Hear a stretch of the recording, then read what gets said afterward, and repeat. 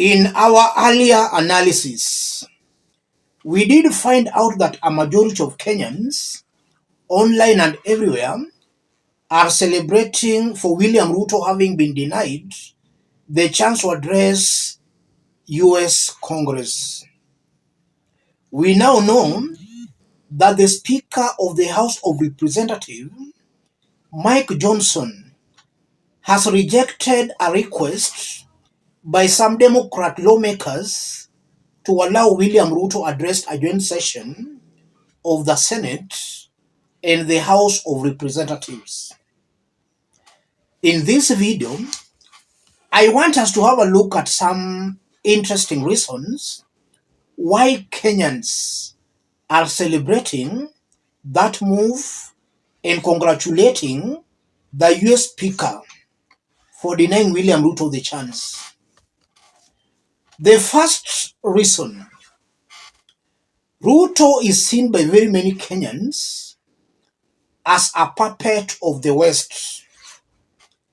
He's not serving the interest of Kenyans, but is serving the interests of the powerful forces from the West.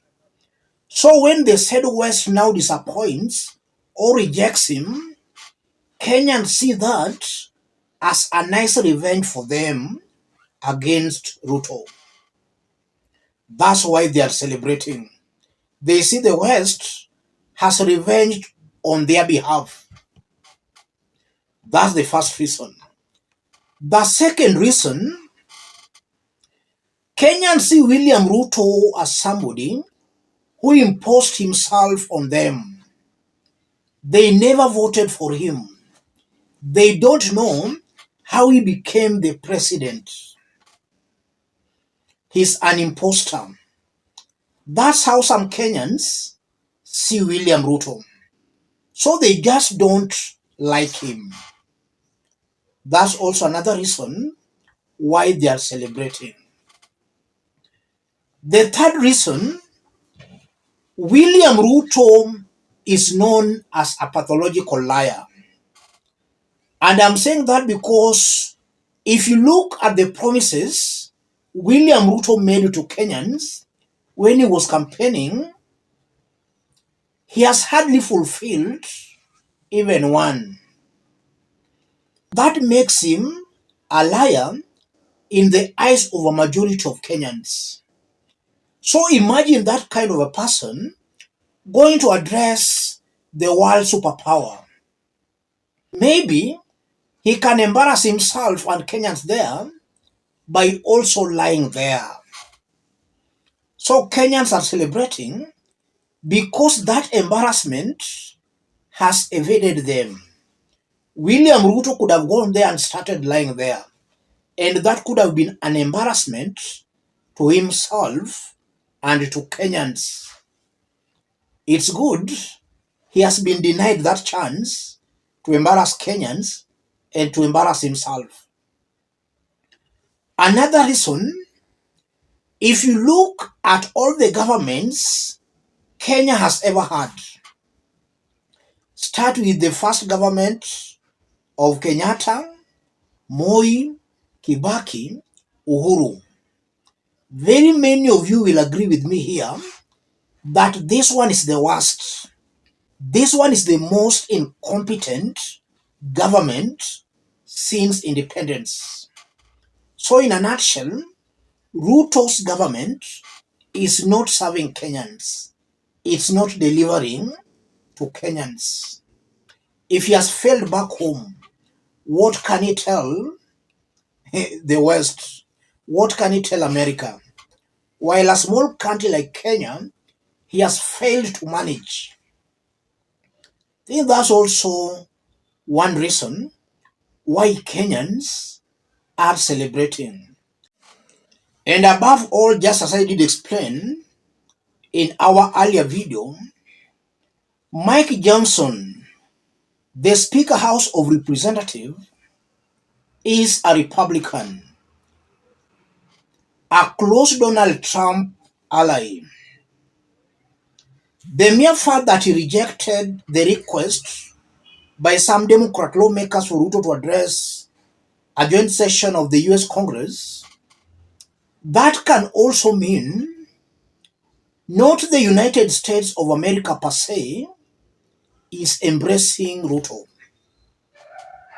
There might be equally a very big chunk that are skeptical of Ruto. So again, I won't be wrong to say that in the event of a regime change in America, then William Ruto might find himself at odds with the new leadership there.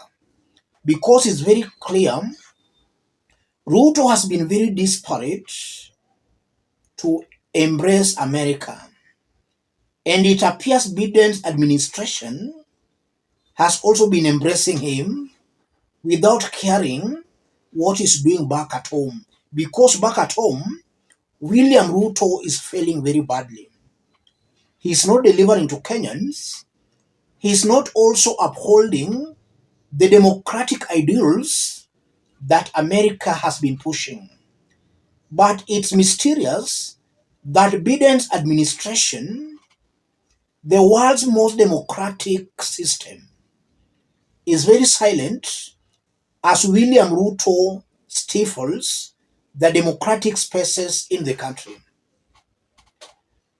It's somehow mysterious why Biden is silent on that and embracing William Ruto. Maybe should a new government comes in power, that government might be a little bit hard on William Ruto and more so on how he's handling Kenyans back at home.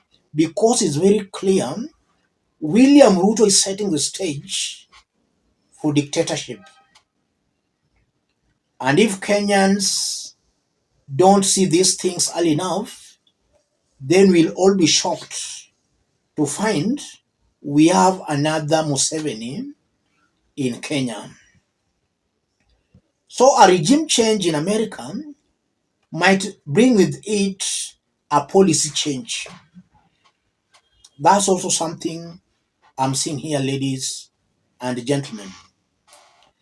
And the rejection is clearly a big blow to Ruto and his supporters because they are also known for propaganda. They are very good when it comes to propaganda. William Ruto could have really used that to just stamp how he's among the few African leaders to address the US Congress joint session. Hatungepumua huku Kenya. Yes. It could have been the talk in their rallies till even maybe 2027. How their leader is very influential and accepted by the world superpowers. This is a big blow to them. It is a very big blow to Ruto and his team.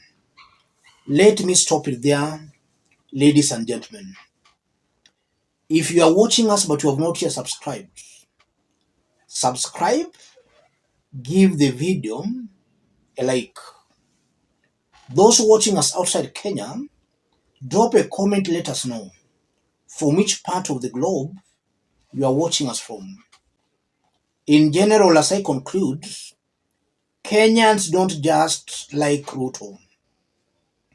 They see Ruto as an imposter who has imposed himself on them. Okay, yes, he's now the president. Is he delivering? He's not delivering. That annoys, angers Kenyans more. You impose yourself as their leader and then you fail to deliver. You are just desperate to enrich yourselves as you please the West.